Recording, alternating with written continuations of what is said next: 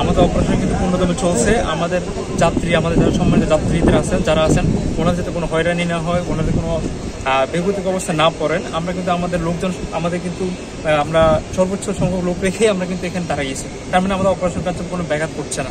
এটা হচ্ছে আমাদের প্রথম মেসেজ। কারণ আমরাই আসছি এখানে আমাদের যাত্রী সেবা দেওয়ার জন্য, আমরা আসছি এখানে দেশকে সেবা করার জন্য। তা আমাদের উদ্দেশ্য হচ্ছে ওটাই, এটা যাতে আমরা আরও সর্বোচ্চ পর্যায়ে দিতে পারি, আমরা যদি আমাদের যে অর্পিত দায়িত্বগুলো সেগুলো তারা ভালোভাবে পালন করতে পারে, সেটার জন্য আমরা এখানে দাঁড়ানো। আমরা এখানে দাঁড়িয়েছি আমাদের প্রাতিষ্ঠানিক স্বার্থের জন্য, দেশের স্বার্থের জন্য।